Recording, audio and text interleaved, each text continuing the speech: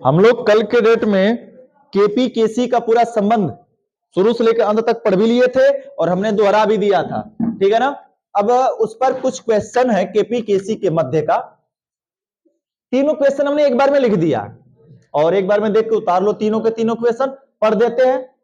उसके बाद हम लोग एक एक क्वेश्चन को हल करेंगे क्योंकि क्वेश्चन दोबारा मिलेगा नहीं, तो एक ही बार में क्वेश्चन हमने लिख दिया, पढ़ते हैं। पहला क्वेश्चन क्या लिखा गया कि 400 डिग्री सेल्सियस ताप पर अभी एक अभिक्रिया हो रही है N2 + 3H2 रिएक्शन 2NH3 के लिए केसी का मान 50 दिया गया है, ठीक है ना। तो आगे करा उसी ताप पर केपी के मान की गणना के, ताप बदलना नहीं है, सेम टेम्परेचर पर केपी के मान की गणना करना है। यदि आर क्या है, गैसीय कांस्टेंट हमने बताया था, गैसीय स्थिरांक है। यदि आर बराबर 0.0821 litre ATM kelvin inverse mole inverse हो तो देखो आर का एक और मान होता है 8.314 होता है joule kelvin inverse mole inverse, joule में होता है ये।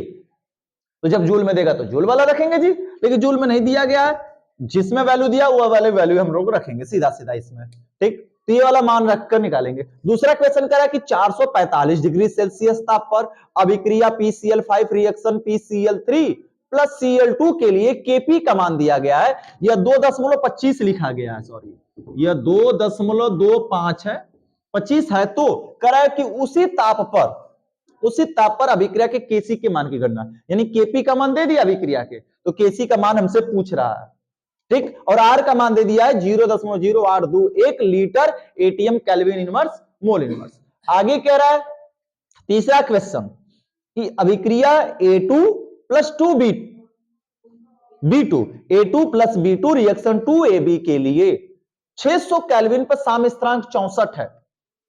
तो कह रहा है कि इस अभिक्रिया के लिए, यानी एक अभिक्रिया से दूसरे अभिक्रिया का साम्यस्थिरांक निकालना है। तो इन तीनों प्रकार के सवाल लिखो फटाफट, और लिखने के बाद हम लोग इसको क्या करते हैं, हल करते हैं, ठीक है ना। एक एक करके क्वेश्चन हम दोबारा नहीं लिखेंगे, क्वेश्चन एक बार हमने लिख दिया तो लिख दिया, डायरेक्ट आंसर हम लोग हल करते हैं, ठीक है ना। हो चुका है सभी का, मिटाते हैं। पहले क्वेश्चन को देखते हैं भैया, हल किया जाएगा।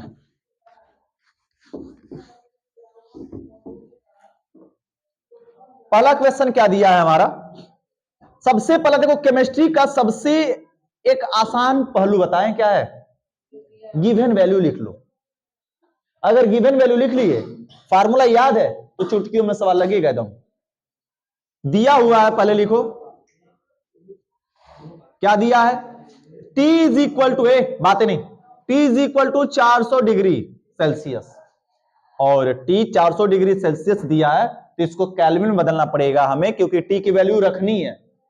जब केपी निकालेंगे तो T का मान रखना पड़ेगा, और जब T का मान रखना है इसका मतलब इसको केल्विन में बदलेंगे। क्यों, क्योंकि R की वैल्यू किसमें दिया है, केल्विन वाला दिया है। अगर ये जूल वाला वैल्यू दिया रहता ना, जूल मोल इनवर्स वाला रहता, जूल मोल इनवर्स में, तो फिर नहीं बदलते, डिग्री सेल्सियस का डिग्री सेल्सियस रख देते। लेकिन केल्विन में आर की वैल्यू दिया गया तो इसको भी केल्विन में बदलना पड़ेगा। और सबको पता है कि डिग्री सेल्सियस में 273 क्या करते हैं, जोड़ते हैं, तो किसमें बदल जाता है, केल्विन में। तो 400 + 273 तो 673 केल्विन हो जाएगा। कोई दिक्कत, सारी की सारी गिवन वैल्यू लिखेंगे सबसे पहले, फिर उसके बाद अभिक्रिया बाद में। केसी का मान दिया गया कितना भैया, 0.50। आगे कह रहा है कि केपी का मान बताइए, केपी का मान इक्वल टू क्वेश्चन मार्क। केसी का जो मान होता है मात्रक ना, वो अनिश्चित होता है जी, अनिश्चित मतलब फिक्स नहीं होता है, वो निर्भर करेगा इनकी सांद्रताओं पर निर्भर करेगा कि क्या कैसे आ रही है, कैसी सांद्रता से बना हुआ लगाया पड़ा है, ठीक है ना। तो सांद्रताओं पर निर्भर करता है, इसलिए यहाँ पे मात्रक नहीं हमने लिखा हुआ है, मात्रक होता है। अभी हम निकालेंगे इस पर तो बता देंगे कि मात्रक क्या हो जाएगा इसका। अब यह अभिक्रिया दिया गया, इसी अभिक्रिया के लिए केपी निकालना है। तो सबको पता कि एक मान देकर दूसरा पूछता है तो संबंध वाले फार्मूले पर चलते हैं। केपी केसी का क्या रिलेशन बताया गया था, सूत्र जरा बताना हमको। बताया गया था कि सर जी केपी = होता है केसी कोष्टक में RT के पावर डेल्टा एक्स, यही ना हल किया गया था। तो केपी निकालने के लिए केसी चाहिए, दिया है सर जी। आर चाहिए, आर का भी मान दिया हुआ है, R =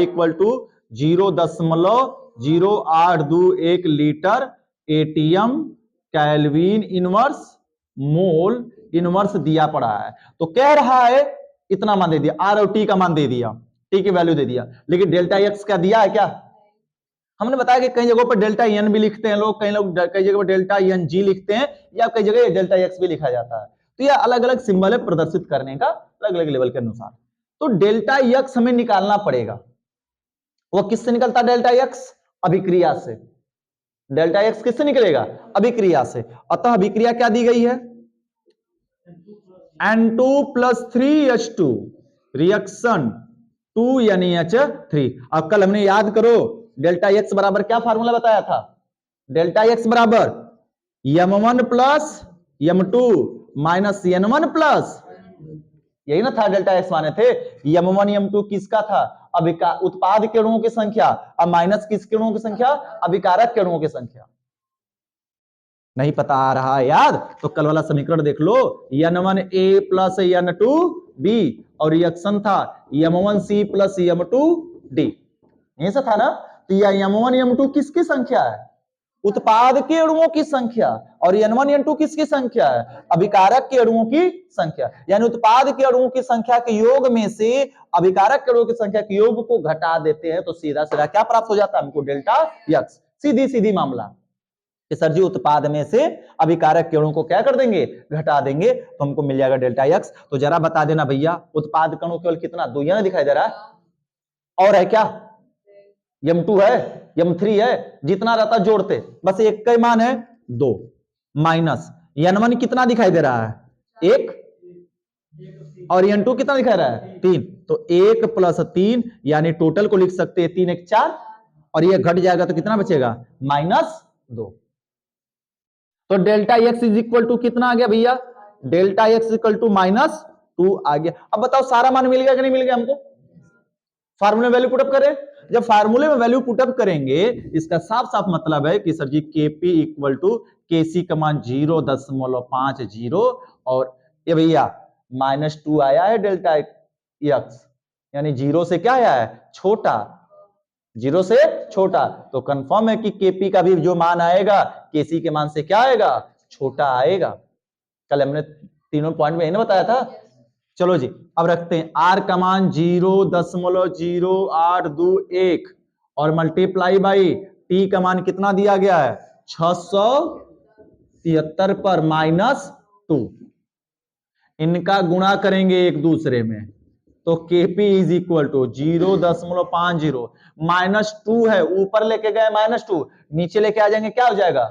+2। तो मल्टीप्लाई करते रहोगे, 0.0821 मल्टीप्लाई बाई 673 का स्क्वायर। अब इनका मल्टीप्लाई करने के बाद जो वैल्यू आएगा उसका क्या करेंगे हम? स्क्वायर। स्क्वायर करने के बाद फिर इसमें क्या कर देंगे? भाग। तो क्या आ जाएगा? Kp। क्या जाएगा? Kp। बात समझ में आ गई? वही तुमने बोल दिया। अब तुम्हारा काम है कैलकुलेट करो, भाग दो, गुणा करो, गुणा करके स्क्वायर करोगे उसका, और स्क्वायर करके 0.50 में क्या करोगे? भाग दोगे, तो फिर आ जाएगा आंसर। अब हम मात्रक की बात करें, सुन लो मात्रक कि सर जी Kc का मात्रक क्या होगा? बात इधर पहले, Kc का मात्रक क्या हो सकता है? तो Kc का मात्रक हमने बताया ना कि अभिक्रिया से बनता है।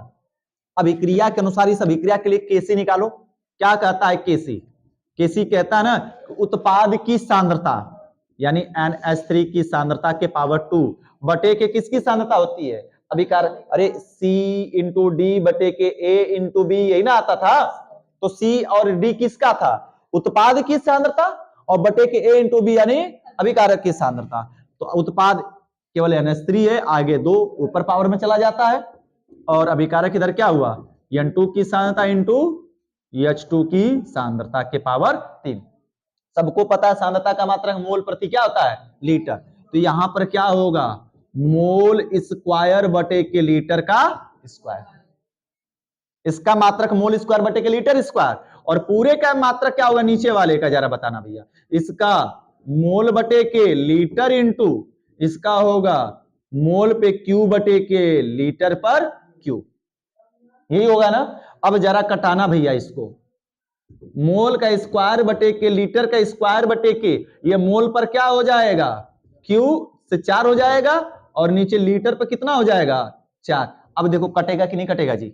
ये यहां पर जाएगा, ये ऊपर, तो लीटर से ये एक कट जाएगा 2, ऊपर हो जाएगा लीटर स्क्वायर और नीचे बचेगा क्या, मोल स्क्वायर। तो मोल स्क्वायर और लीटर प्रति लीटर स्क्वायर, इसका मात्रा क्या हो जाएगा, मोल स्क्वायर, अरे सॉरी, लीटर ऊपर चला जाएगा तो हो जाएगा लीटर स्क्वायर बटे के मोल स्क्वायर, या फिर ऊपर ले जाएंगे तो इस पर हो जाएगा मोल -2।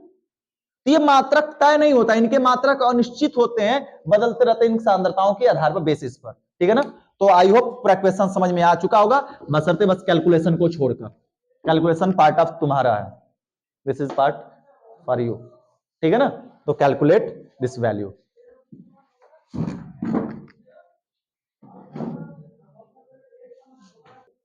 चलो अगला सवाल, दूसरा क्वेश्चन, क्वेश्चन नंबर 2 की तरफ बढ़ते हैं, जो दूसरा क्वेश्चन हम लोगों ने लिखा था। क्लीन करें इसको।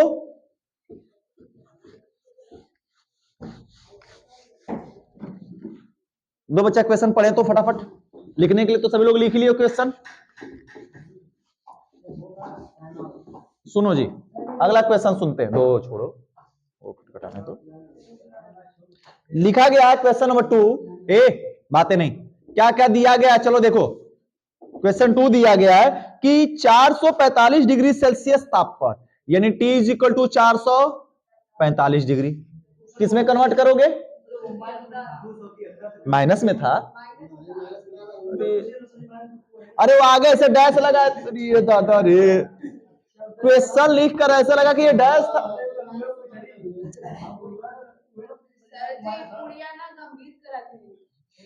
445 डिग्री सेल्सियस T बराबर प्लस 273 जोड़ देंगे तो T इज इक्वल टू कितना हो जाएगा, 5 3 8 7 4 11 1 4 2 6 1 7 718 केल्विन। बरकरार है कि अभिक्रिया PCl5 reaction PCl3 plus Cl2 के लिए Kp का मान दिया गया है, Kp इज इक्वल टू कितना दिया गया है, 2.25 है। तो कह रहा है कि उसी ताप पर अभिक्रिया के Kc के मान की क्या कीजिए, गणना कीजिए। यदि R इज इक्वल टू दे दिया है 0.0821 litre ATM kelvin inverse mole inverse है, तो अब बताओ भैया हमको क्या चाहिए, डेल्टा एक्स चाहिए ना, तो डेल्टा एक्स सबसे पहले निकालेंगे, PCl5 रिएक्शन बातें नहीं, PCl3 प्लस Cl2, तो चलो शॉर्टकट बताओ, डेल्टा एक्स बराबर 1 + 1 2 माइनस कितना करेंगे 1, यानी delta x is equal to 1। अब बताओ फटाफट फार्मूला क्या है हमारा, Kp is equal to Kc RT के पावर डेल्टा एक्स, हमको चाहिए Kc ना, जब Kc चाहिए तो Kc इज इक्वल टू क्या लिख सकते हैं, Kp बटे के RT के पावर डेल्टा एक्स लिख सकते हैं, क्या लिखा जा सकता है।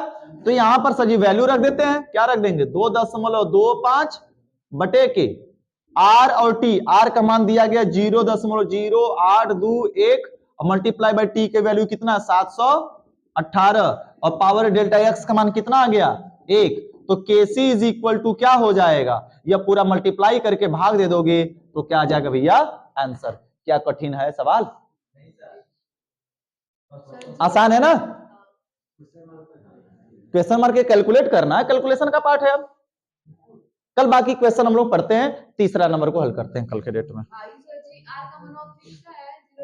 वो दिया रहेगा, हाँ नहीं दिया है तो R का मान यही रहेगा, ठीक है ना, 8.314 नहीं तो 8.314 वाला जूल में होगा तो 8.314 होगा, ठीक है। तो आज के लिए इतना ही, बाकी उसको लगाने का प्रयास करना जो तीसरा क्वेश्चन था, लग जाएगा बेहतर तो फिर कल हम बताएंगे।